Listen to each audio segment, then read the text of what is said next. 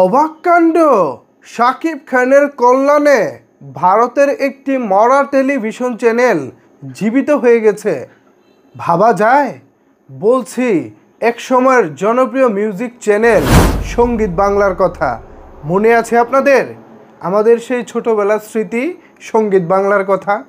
2008 থেকে 2014 বা 15 সাল পর্যন্ত আমরা প্রায় সঙ্গীত বাংলায় কলকাতার বাংলা সিনেমার নতুন নতুন লেটেস্ট গানের পাশাপাশি পুরনো গানগুলো রেগুলার শুনতাম।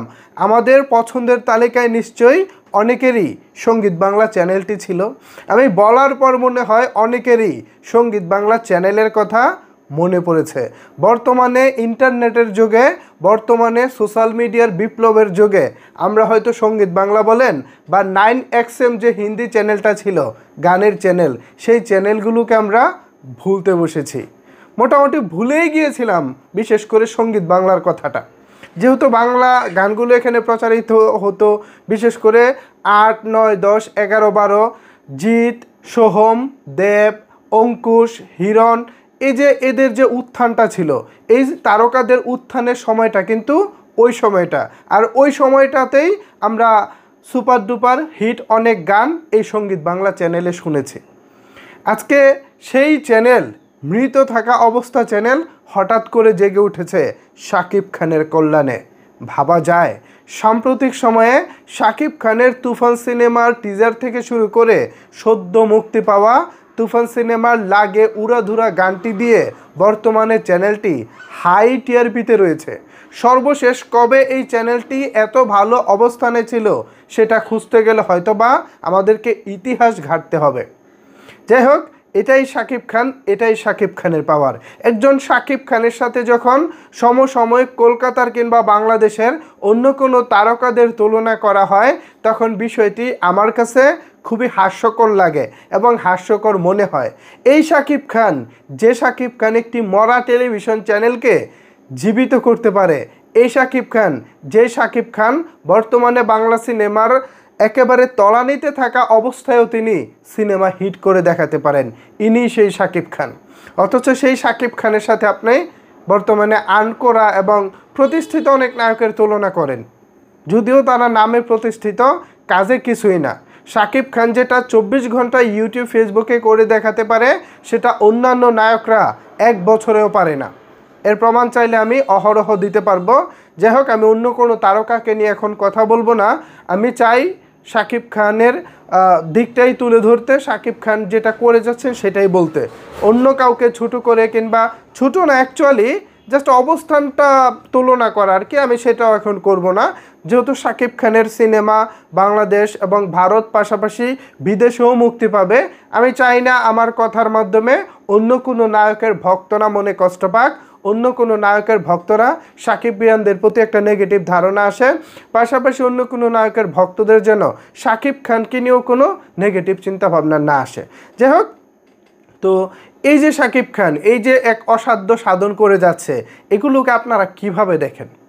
আমি তো দেখি একজন শাকিব খানের স্টারডাম হিসেবে, আমি এগুলোকে দেখি একজন শাকিব খানের জনপ্রিয়তা হিসেবে, আমি এগুলোকে দেখি একজন নায়কের কতটা ভাগ্য ভালো এবং কতটা জনপ্রিয়তা থাকলে এগুলো করতে পারে।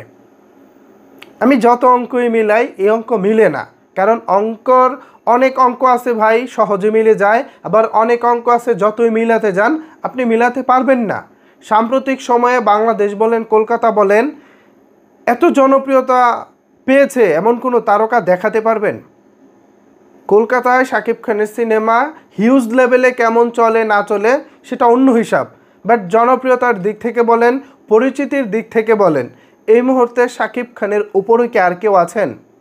নাম বলতে পারবেন আপনারা কেউ? কারণ নাম বলার দরকার নাই, জাস্ট মনে মনে থিঙ্কিং করেন তো যে শাকিব খানের পাশে দাঁড়াবার মতো এমন কি কেউ আছে? একটি মরা চ্যানেল বলতে পারেন, সঙ্গীত বাংলা এক প্রকার ডেট হয়ে গিয়েছিল। আমরা কেউই হয়তো সঙ্গীত বাংলার নামটা মুখেও নিতাম না, কিন্তু এখন দেখেন এই চ্যানেল শাকিব খানের তুফান সিনেমার লাগে উড়াধুরা গানটি তারা টেলিকাস্ট করার পর তাদের চ্যানেলের টিআরপি এখন অন্য লেভেলে রয়েছে, অন্য একটা অবস্থানে রয়েছে। হঠাৎ করে সঙ্গীত বাংলা আবারও আলোচনায় চলে এসেছে। কেন চলে এসেছে? শুধুমাত্র শাকিব খানের কল্যাণে। এখন এইটাকে যে অস্বীকার করবেন, এইটাকে যারা বিরোধিতা করবেন, তারা ওই শাকিব খানের উত্থান, শাকিব খানের অবস্থানকে সহ্য করতে পারেন না বলেই করেন। সেটা আপনারা জাগিয়ে যা খুশি করতেই পারেন, সেটা আপনাদের ব্যক্তিগত ব্যাপার। কিন্তু প্লিজ শাকিব খানকে নিয়ে কটু কথা বলাটা বন্ধ করেন। ভালো না লাগলে ভাই ইগনোর করেন, আমরা শাকিব খানকে ভালোবাসি না, দেখবো না, ওকে ফাইন। কিন্তু ভালোবাসবেন না, দেখবেনও না, কিন্তু তাকে নিয়ে কটু কথা বলবেন, এইটা তো মেনে নেওয়া যাবে না, এইটা তো মানব না, এটা মানার প্রশ্নই আসে না।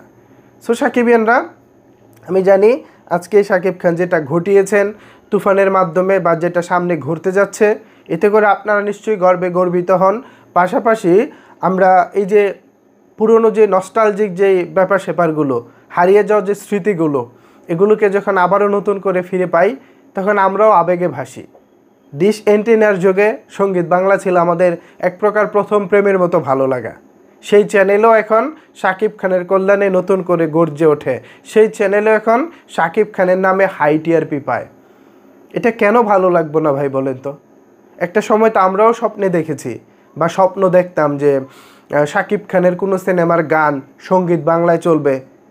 সেটা অবশ্য আগেই চলেছে। আমরা নাকাব সিনেমার গান দেখেছি, অন্যান্য সিনেমার গানও সঙ্গীত বাংলায় দেখেছি। কিন্তু সাম্প্রতিক সময় আবারও সঙ্গীত বাংলায় শাকিব খানের গান উঠবে বা এই গান দিয়ে সঙ্গীত বাংলা আবারও পুনরায় নতুন জীবন পাবে, এটা ভাবিনি। এটা সত্যিই প্রত্যাশার বাইরে ছিল। এমন অনেক কিছুই হবে যা কেউ ভাবিনি আগে। শাকিব খান মানুষটা এমন। পরবর্তীতে আরও গান আছে, ট্রেলার আছে, সেগুলো দিয়ে সঙ্গীত বাংলা আশা করি নতুন করে আবারও একটা পর্যায়ে পৌঁছে যাবে এবং এই পর্যায় থেকে সে আর নিচে নামবে না।